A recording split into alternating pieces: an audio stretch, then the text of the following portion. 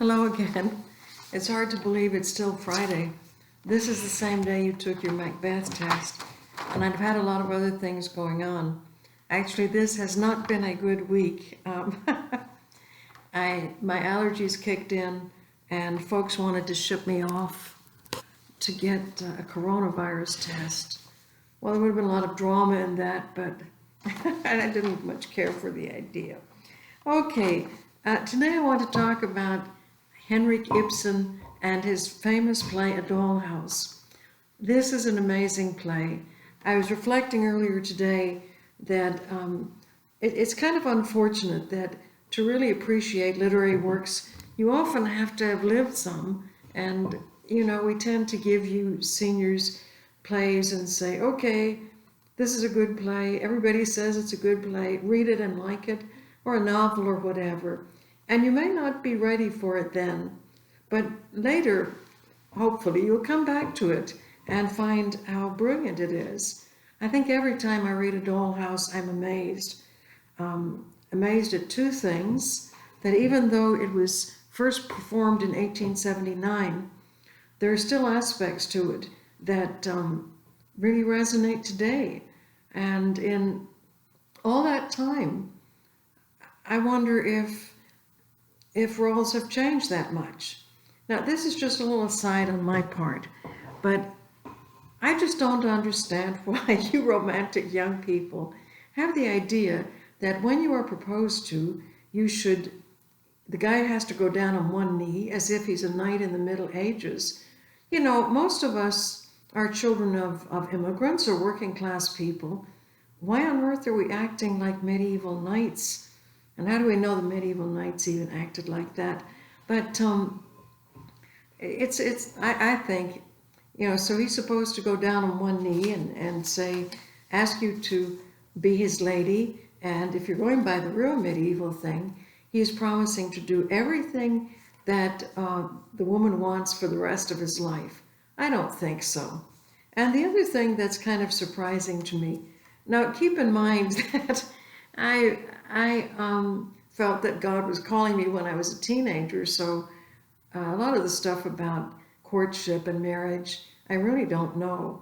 But this business of asking for people's hands in marriage, what's all that about? Okay, I don't think you should do that. Let me change these glasses. You know, women's rights haven't been that much for a long time. I shouldn't say that, but until relatively recently, a woman could not get a credit card in her own name.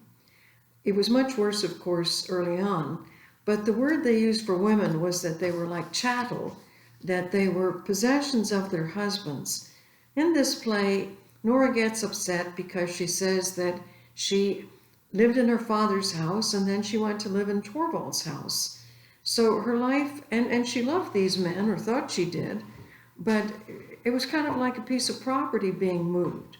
So why, well, I think I'm way off the beam here.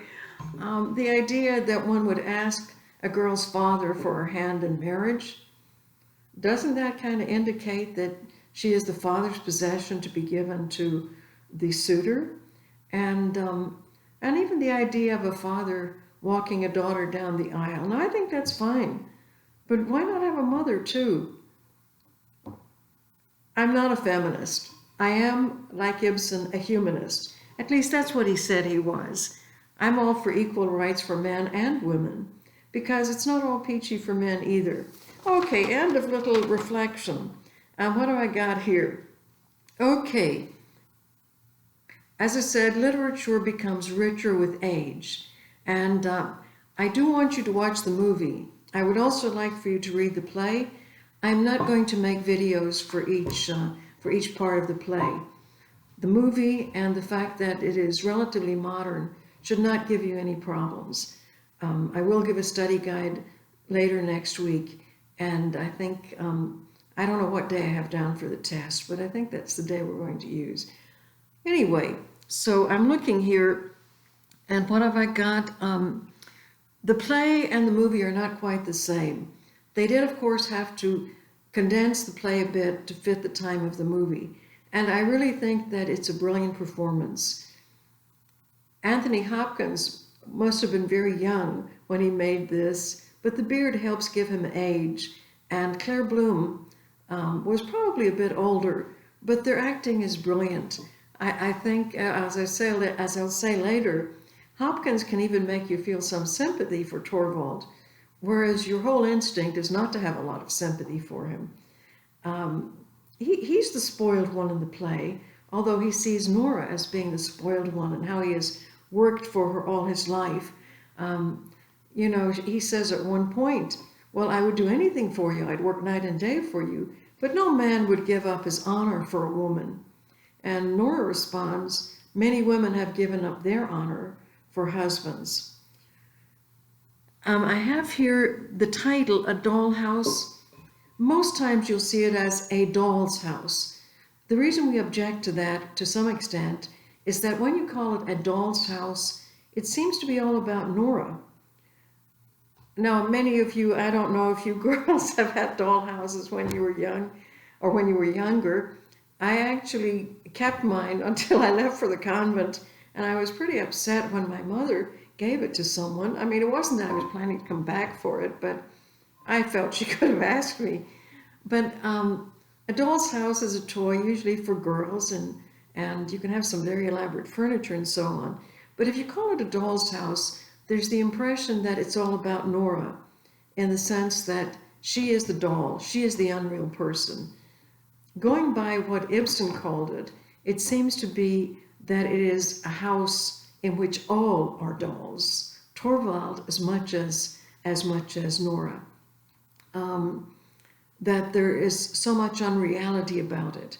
Now, as I said, when Ibsen was queried about being a feminist, he said no, he was a humanist. He wanted equality of the sexes. It is generally agreed, though, that A Dollhouse gives a scathing criticism of marital roles. The marital roles accepted by men and women in 1879 when the play was acted out. But I think if you look around and if you consider it, marital roles may be somewhat the same today. Although my impression is, from the good marriages I've seen, that husband and wife are partners, and friends, and they're in it together. This was the first of Ibsen's plays to win international acclaim. He's upset people, though, because they felt that his plays could cause subversion. He later wrote one called Ghosts, and I don't know if you can see in A Dollhouse, there's a reference to venereal disease, which nice people never talked about. You know, back when people got syphilis, it was pretty much a death sentence. The only way they could treat it was with arsenic. Now, some of you may have dogs, and if they get heartworm, they have to have arsenic treatment. Well, that's a real model of, if it won't kill you, if it'll kill you or cure you. The lady who wrote Out of Africa was infected by her husband and had to have a series of arsenic tests. When Dr. Rank's illness is in fact venereal disease, and it was passed on to him in utero, I guess, from his father, and it is a death sentence. He and Nora talk about it in a very delicate way, but you might be surprised that someone who seems so protected would even know about this. In Ghosts, you have something of the same theme. Well, people were horrified. Nice folks didn't talk about that. I have some more notes on Ibsen. Several of his later works, as I said, were considered scandalous because people felt that the theater should provide strict morals and really show up family life and popularity. But one critic says, his later works examined the realities that lay beyond the facade, revealing much that was disgusting to contemporaries. He felt there was too much facade. One of the most distinguished playwrights in the European tradition, He really changed. He really changed the theater. Some people see him as the founder of modernism in the theater, but certainly he was the father of realism. And you may remember that after Victorian or in the Victorian times, you had naturalism, realism, a continuation of the romanticism and also surrealism. But, you know, the idea was that when you look on a stage, it looks just like a room. I might mention that A Doll's House in 2006 was the most performed play in the world. Ibsen was actually noted by one critic as being the best playwright since Shakespeare, and he had a great influence on playwrights of the 19th and 20th century. James Joyce, who was Irish, you know, he wrote A Portrait of the Artist as a young man, he actually learned Danish so that he could read the plays of Ibsen in the original.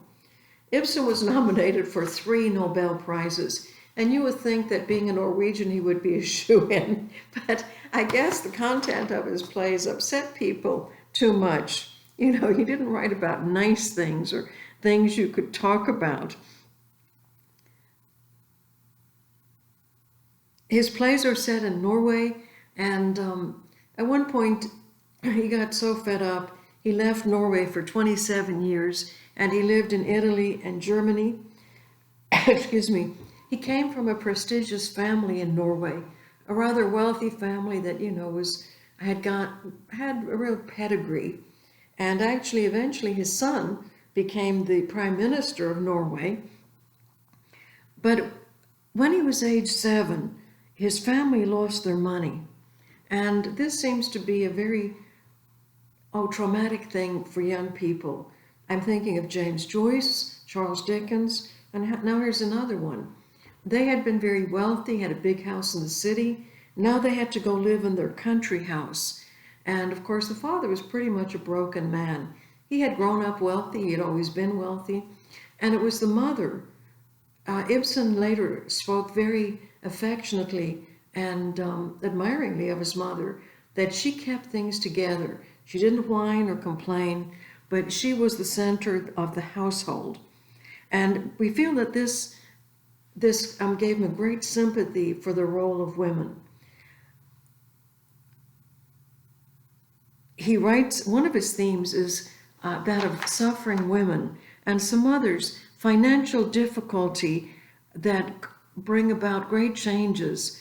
We see this in A Doll House. Both Krogstad and Nora are in financial difficulty, and so is Christine. Another theme of Ibsen's is the moral conflict stemming from hidden secrets from society. So, you know, this whole facade thing really seemed to be a central thing in his thinking. When he was 15, he had to leave school. You know, normally in his family, you would have gone to the university, but he had to leave school and go to the north of Norway and become a pharmacist apprentice.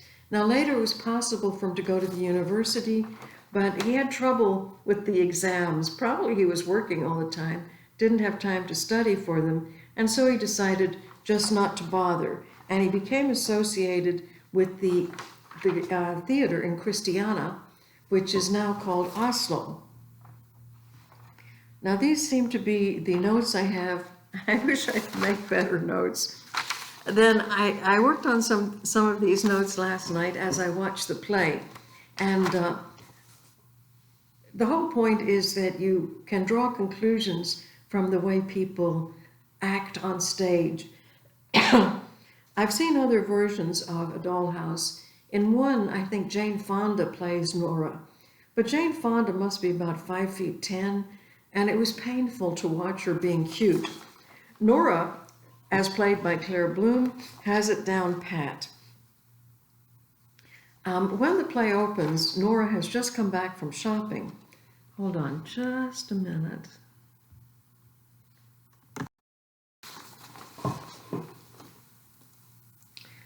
She is very happy and excited, because Christmas is coming.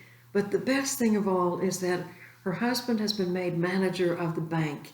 And this will mean a large increase in finances. And Nora really has struggled, as we'll find out.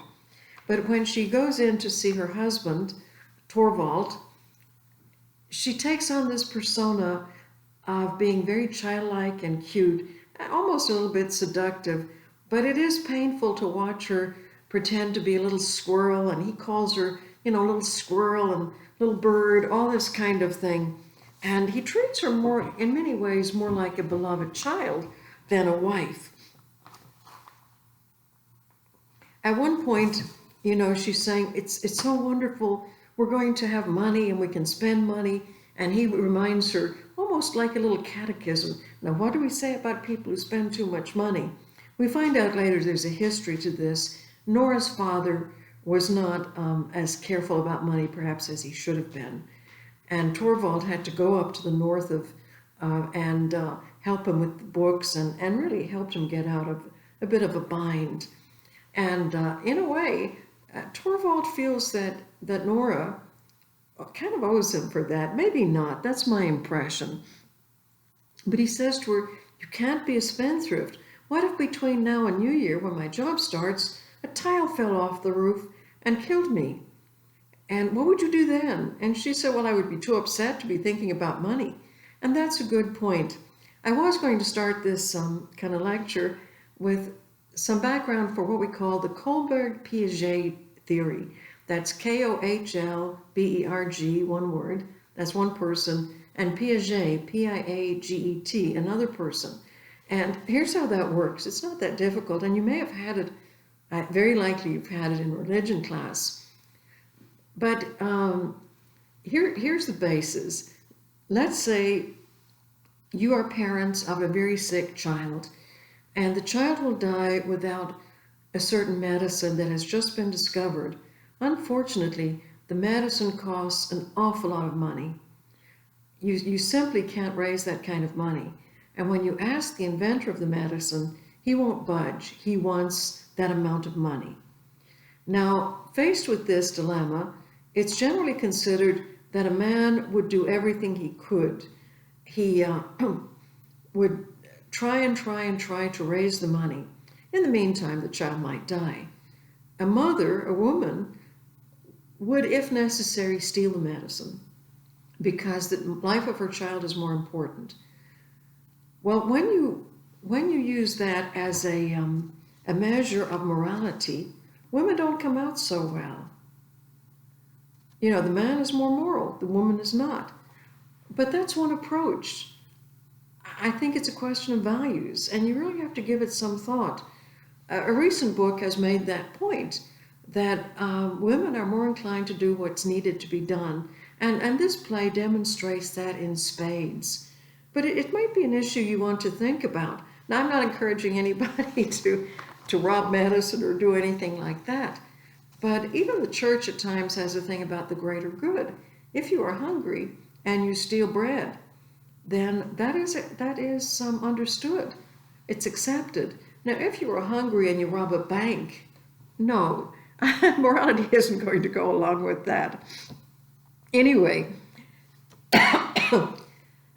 Nora, when she came in, hid a little packet, and that was her macaroons. Macaroons, as you may know, it's coconut candy, and it's very good, but she hides it.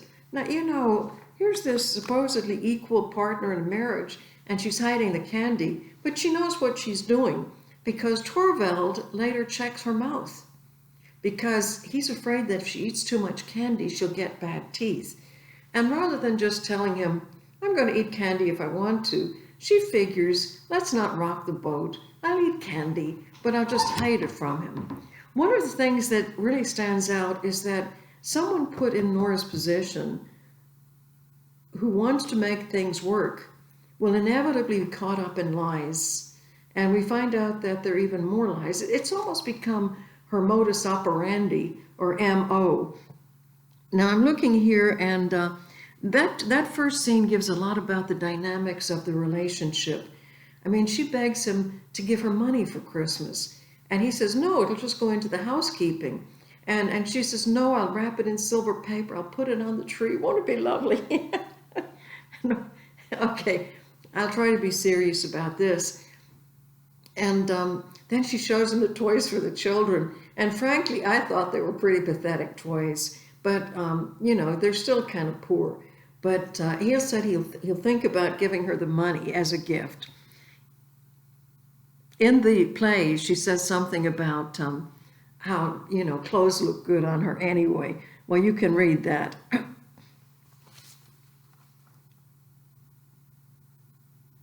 Then the lady comes in. Oh, the dynamics of the relationship, how Nora and Torvald relate to each other, you know, really watch that. Because later in the play, when they sit down, she says, you notice what's unusual? We have been married for 8 years, we have 3 children, and we've never sat down and talked about things that really matter. In a way, she's accusing him of demanding that she put on this facade. I don't think that's quite fair. This was the way Nora knew to be, and to be accepted, and to be attractive. Her mother died when she was young, and Anne-Marie came to take care of her, and she lived with her father, and you know, she did what she could to placate him, to keep him happy. Now, she hasn't seen Christina in 8 or 9 years, and Christina's a little bit condescending that Nora's had such an easy, good life, and Christina had to break up a romantic relationship because the person she was in love with was very poor. And Christina had a widowed mother and 2 brothers who needed education. And so instead of marrying the person she loved, she married a person with money. Now that seems kind of cold-hearted, but that could be a very heroic thing to do. We later find out that Krogstad was the person that she left. And now her husband has died, and she tells Nora she wasn't even left with grief. That's very sad. But she has come to town. Her brothers are grown. They're independent. Her mother has died. She needs to get a job. And Nora, who's really very kind-hearted, said, maybe I can help you. My husband has just been made manager of the bank. And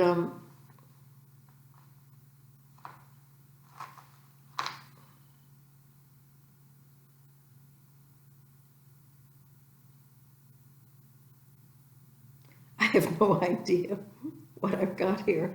But at one point, Christine says to her, because see, when Christine knew her, Nora was a rather spoiled child. Her father had money, and she had everything she wanted. Christine perceives Nora as being still that same spoiled child, only this time her husband is the one who provides. And Christine says something like, you still haven't learned to be sensible. You still haven't learned to be sensible. And maybe this is a good time to say we shouldn't judge people, because Nora has been through very hard times, but has managed to hide them, and has been willing to be seen as even something of an airhead. But she does get out the candy, and Dr. Rank, a family friend, comes in, and Nora gives some pieces of candy, and then she gets a little wild. She's so happy that she's not going to have to worry so much about money that she says she'd like to say something really daring, and she says, hell, damnation. Well, people are kind of shocked, but she'd never say that in front of Torvald.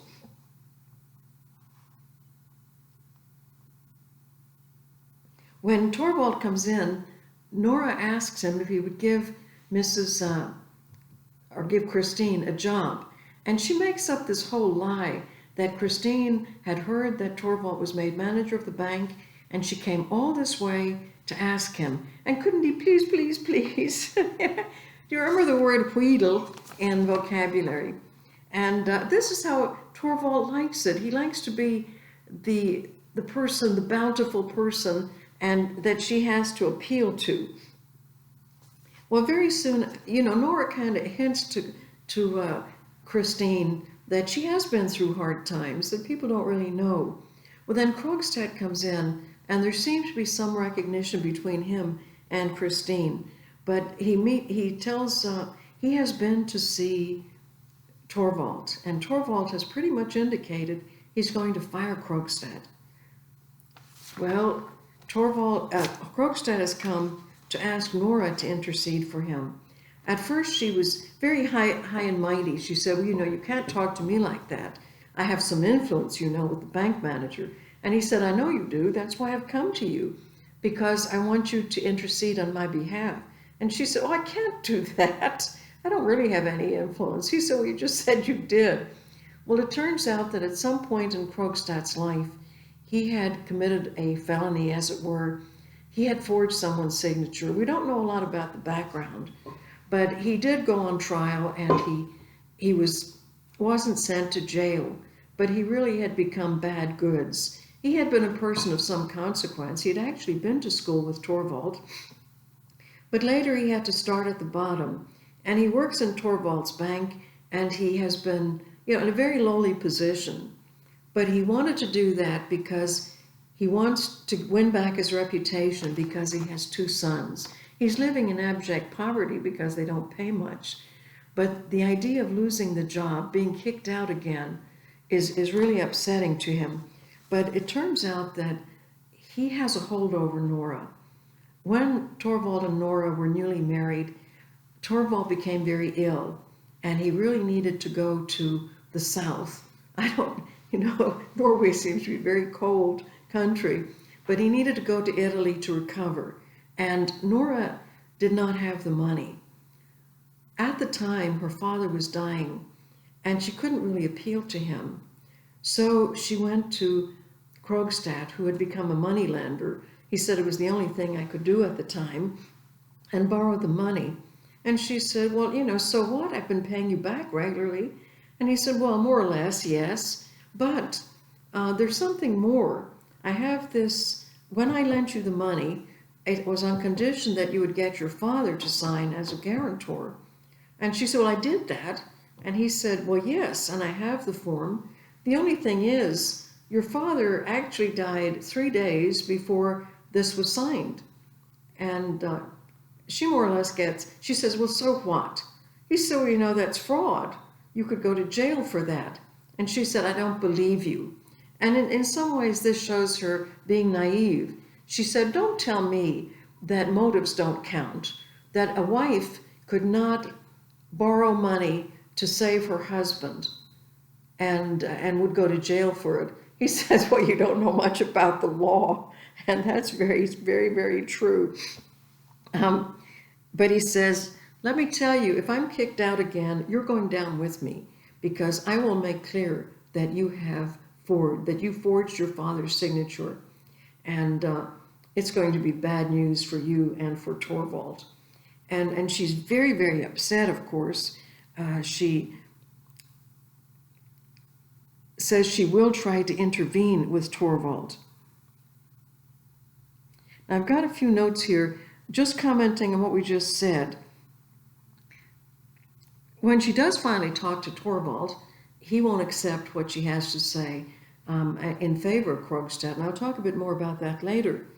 But he tells her that women have the most influence on their children, and whenever you come across criminals, usually they had a bad mother. Well, Nora is so suggestible that she starts avoiding her children.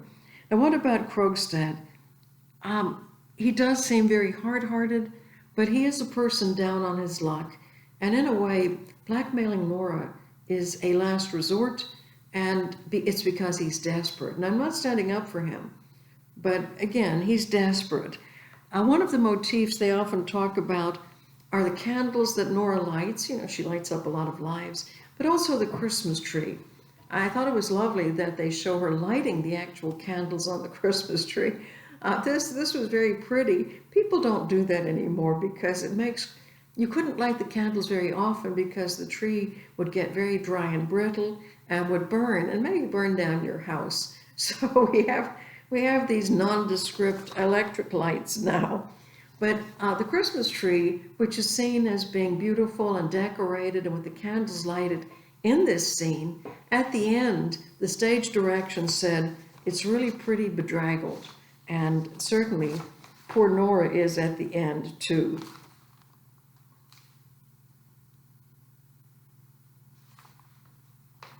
An interesting thing when Nora's talking to Dr. Rank at one point. He tells her he won't be coming very often because he is ill. He is in ill health. She had even thought at one point of asking him if he would help her financially, and she really flirts with him. It's not a big deal today, but when she shows him her stocking, that would have been really kind of outrageous in a way. And by his reaction, she realizes that she has gone too far. Now remember, this is a time when the Playboy of the Western World, an Irish play, had the whole cast put in jail because someone used the term for underwear. They said, I'd choose you even if all the girls in Mayo were standing there in their shifts. That would be like their undergarments. And so that was considered so filthy that in New York, they put the cast in jail. It's hard to believe now. But one time when she's talking to Dr. Rank, she says how she will miss him when he can no longer come. He said, well, sometimes I felt that you'd just as soon be with me as be with Torvald.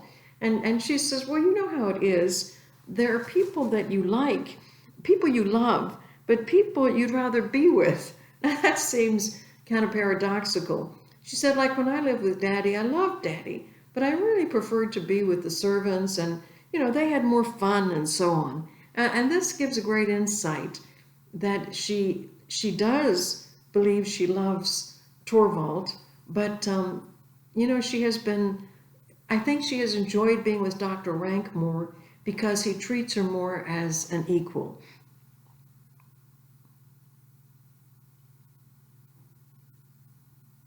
Nora at one point goes to see Krogstad, and her house is very pretty, very nicely decorated.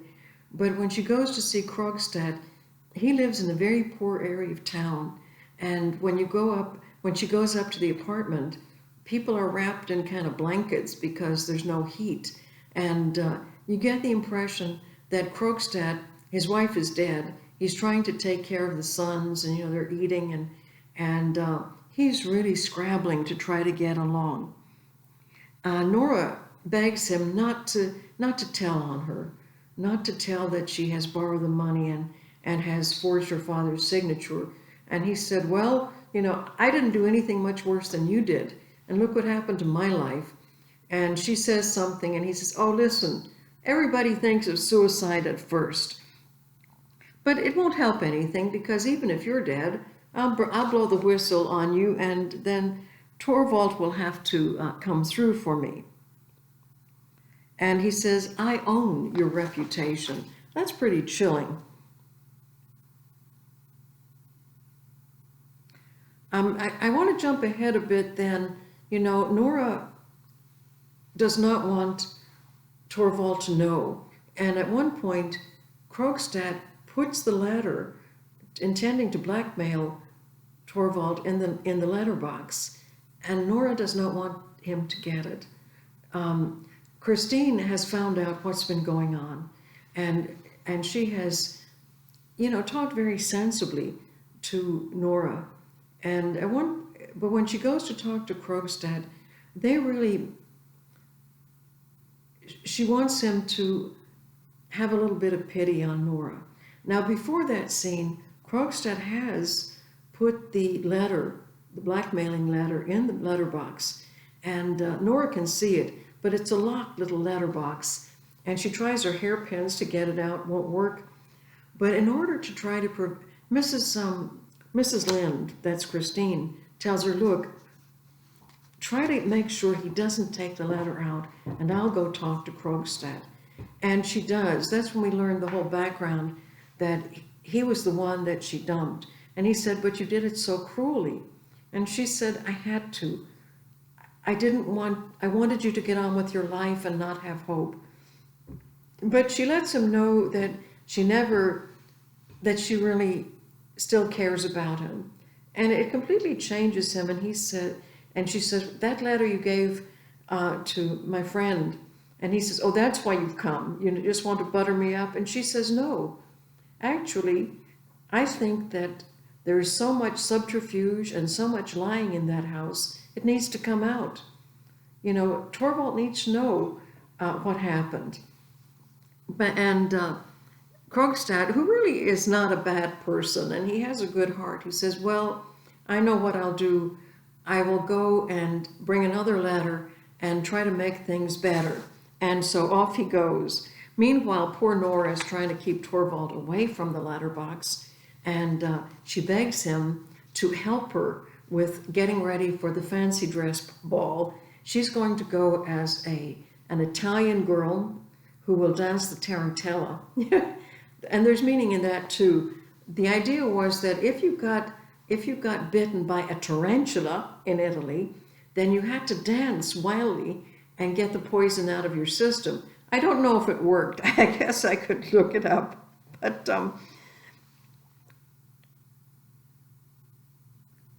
anyway, when it's a little bit disgusting to watch how Torvald directs Nora in the dancing. It's obvious then that, as she says later, that Nora is his plaything, and he's going to want her to be just this way, just that way, and she goes along with it. She's actually said to him, you know, will you take me in hand, will you show me? And she dances and keeps Torvald away from the letterbox.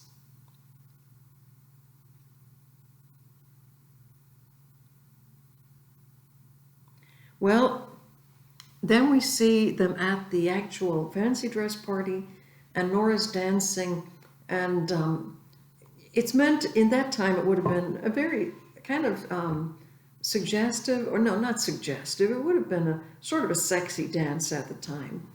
And Dr. Rank is there, and he's in very good spirits. Earlier, he and Nora had talked, and he told her that he was going to have one more test, and that he probably didn't have much longer to live, maybe a month. And she, you know, kind of tries to make light of it. But he says to her, listen, I don't want Torvald to come see me or anything like that because he's so fastidious. Rank knows very well that Torvald, to some extent, is a weak person. And he's willing to talk to Nora about his illness, but not Torvald. Well, everybody's enjoying the party. And at one point, after she finishes dancing, Torvald says, now let's go. And she says, no, I'm enjoying the party. I've hardly had time to enjoy the party. But he pretty much bundles her out. Now, I don't know how to say this, but I think he has been turned on by her dancing and wants them to go home and have sex. And, you know, she's got so much on her mind, you know, that Rank had told her that if he found out that the test was meant that he would die, he would give her a calling card with a black cross on it. So she's kind of got that in the back of her mind. And then the business about Torvald finding out about this borrowing money. When Christine had said, you should have told him, she actually said something along the lines of, I couldn't tell him. That would, you know, it would have been very awful for him to think that he was under any obligation to me. It would have ruined the balance in our happy home. Well, you'd kind of say, what kind of balance in their happy home? Excuse me. Again, the allergies. I do not have coronavirus.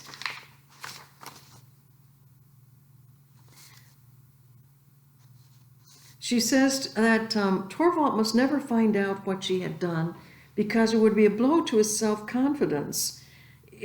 For him to think he owed her anything would unbalance our home. And when at the end, Torvald really puts down her father. He says, you know, your father was not irreproachable, and I am. Early on, too, again, showing the character of Torvald, when Nora begged him not to fire Krogstad, he said, well, I know he's a good worker, but he does have this thing in his background, and I could put up with all that, but what I can't stand is that he's very familiar. You know, he calls me by my first name. Well, we're not used to a lot of the formalities of England and Norway at the time.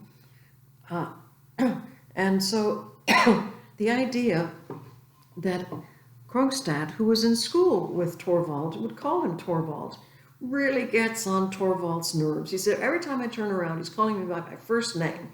Torvald sees this as being disrespectful, and ultimately that's the reason he wants to fire Krogstad.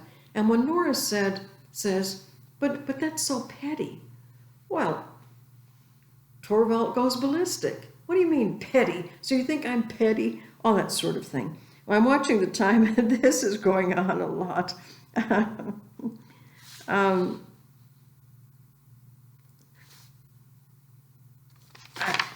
I really apologize for not having my notes in better order. But I'm hoping that what I'm saying will encourage you to see some of the depth in the play better. All right, I think I've said everything that's on this page, and I've gone through this page.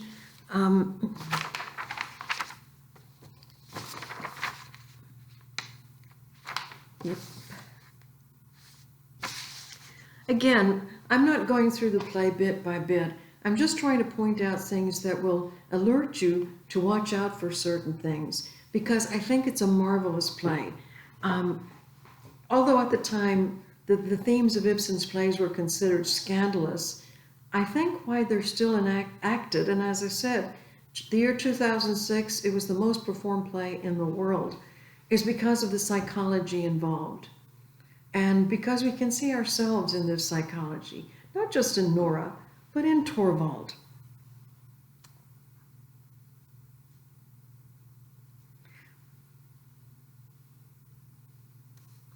Anyway, as you know, or as you will know, again, I think you would get a lot out of reading the play as well as watching the movie. I think you can see that people don't change that much. You still have situations like that today. And again, the dynamic of husband-wife relationships, this is the third one we've seen. We had Jocasta and Oedipus. We had Lady Macbeth and Macbeth, and now we have Nora and Torvald. Well, certainly there's no question that, at least initially, Jocasta and Lady Macbeth are very strong people. Nora is too, but because of the mores of the time, she has to keep that under wraps, as it were. She has to present a facade, and I suppose the thing that strikes me is that she hides her true self even from herself. And I wrote a few notes about her character here. Is she a spoiled child? That's how people perceive her. When they come home, excuse me, when Nora and Torvald come back from the evening, and he's really, I don't know, a bit of a bully. He wants to make love, and she's reluctant, and you can sense he's almost forcing her. He basically says, well, I'm your husband. And then we don't know what would have gone on with that, but there's a knock at the door, and it's Dr. Rank. And he and Nora talk a little bit back and forth that he's had the final test, and then they talk a little bit, what will we go to the next fancy dress ball as? And I think he says that Nora should go as Fortune's child, and he will go as, what was it? I had it here, but after Rank leaves, Torvald goes to get the letters, and Nora seems pretty much resigned at this point. And first thing he notices is that she does beg him not to read the letters, but he's determined. And she has already decided that to prevent Torvald being blackmailed, she will commit suicide. And she's already asked Mrs. Lynde, you know, if I'm not here and people want, someone casts aspersions on my name, please tell them that I am the only one responsible. And Mrs. Lynde said, what are you talking about? She said, well, if someone else wanted to take the blame.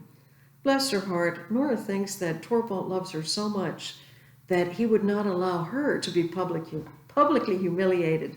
He would take the humiliation. And there's a certain expectancy in her when he goes off to read the letters. But before he does that, he he notices that there are two cards from Dr. Rank in the mailbox with black crosses on them. And Nora tells him that Rank's illness is going to kill him, and that's what the black cross means. And then I kind of hate this scene because Torvald says, "Oh, something ugly has come between us," you know, because she's saying, poor Rank, he's been a good friend, and Torvald is pretty much saying, "Oh, I kind of hate he's not going to come around anymore, but there's something good about this because, first of all, his sadness really accentuated our happiness. I think that's the soul of shallowness. And also, once he's gone, we'll just have each other. But we have to admit, something ugly has come between us, so let's not try to sleep together tonight." So he goes off to read his letters, and she goes and gets a big black cloak, a lot of death symbolism there. And she's getting ready to leave. She's got the door almost open, and he yells at her. Torvald comes in and starts screaming about how she has ruined his life. She's a hypocrite. She's a liar. She's all these things because now he knows that she had forged her father's signature and that he will be blackmailed by Krogstad. He will have to do whatever Krogstad tells him. And it's evident that at this point he hates Nora. He tells her that for the sake of appearances, they will still continue living in the same house, but he will not let her have anything to do with the children. He really vilifies her. Now, I don't think this is accurate, but in the movie, he actually strikes her. And it's finally like the light dawns for her. He has no intention of taking the fall. He's going to knuckle under to Krogstad's terms. He's not going to say to Krogstad, "Let it be known and be damned. I'll stand up for my wife. I'll say that I did it." No way. And this is when you have the famous line where she said, "That's what I thought you would do." And he says, "No." He said, "No man would sacrifice his honor for a woman." And she said, "Well, millions of women sacrifice their honor for men." But before this happens, there's another letter put in the mailbox. And when Torvald goes over to get it, it's a letter from Nora, but he won't give it to her. And he opens it, and then suddenly he says, "We're saved, we're saved." Krogstad has sent a letter saying he is not going to continue on this path of blackmailing, and he actually has included Nora's signed document, with the forgery. Well, immediately everything changes for Torvald. Now he's happy, and he says to Nora, "We're saved, we're both saved." And then he tries to make excuses to her. "I was just so upset. I'm sorry about that. But you know how things are." And it's a marvelous scene. And this is why I think that Anthony Hopkins is a brilliant actor. Because he's willing to be so obnoxious. Now, we were talking at lunch, and we may have remembered that he also played the part of Hannibal Lecter. Now, you want to talk about bad, that's bad. But getting back to A Dollhouse, Torvald wants everything to go back the way they were. And he is elated. Well, Nora is stony. Torvald burns the letters. "Oh, we don't want any of that nastiness anymore. Something ugly has come between us." And she goes to her room, and he says, "What are you doing?" She says, "Well, I'm changing out of my costume." And he goes on about how happy they're going to be, how everything has changed. And he assumed she would come in, in a dressing gown or something. She comes in with a small bag, and she is dressed to go out. And he doesn't know what's going on. "You're not going anywhere at this hour of the night." And she says, "No, sit down. We're going to talk." And the brilliance of both actors in this scene amazes me. Jean Simmons as Nora she doesn't even look like the way she was in Act 1. we do see the weakness in Torvald, because she says the only thing that upset you is that you might lose your doll. And there's some very harsh lines in this part, but there's a lot of truth in it too. When they sit down, she says, we've been married for 8 years and we've never sat down and talked about things really seriously. I really think that what she's saying is we haven't been partners. We have both played roles. And she has become conscious of that. Today we use the expression that someone is woke. Well, Nora has become woke. 150 years later, people are still struggling in marital relationships to become woke, I suppose. Nora has indeed been a strong person all along, but because the men in her life wanted her to be an airhead, she played out that role. She has always behaved, and she tells Torvald this, she behaves the way he wanted her to. She actually says, I did tricks for you. Ugh. And Nora probably had no real education, maybe high school, but she had been like a little girl in her father's house. Then she became like a little girl in Torvald's house. And Torvald really was almost like just getting another dad. But keep in mind, women at that time could not borrow. Women had very little independence. And Ibsen, because of his own life, was very much aware of that kind of thing. It was interesting, too, that, when Torvald got very sick and might have died, Nora was faced with that and also with her father, who was actually dying. And she had to choose between going to her dying father or finding money to take Torvald south.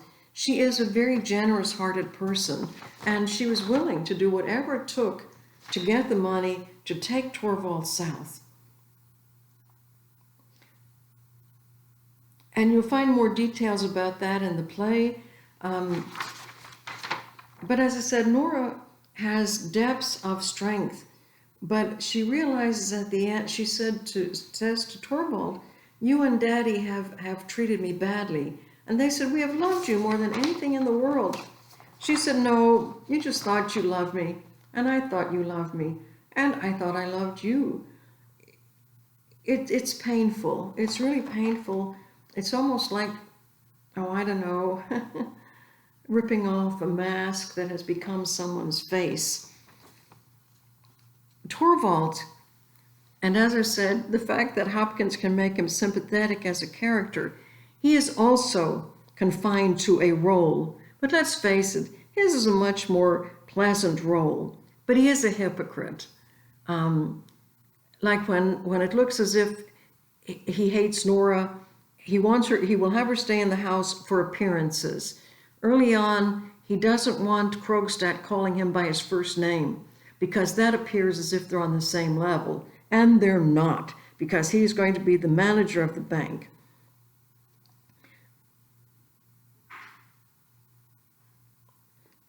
As I said, he had helped get her father out of some trouble. And at one point he says her father was not irreproachable, whereas he is.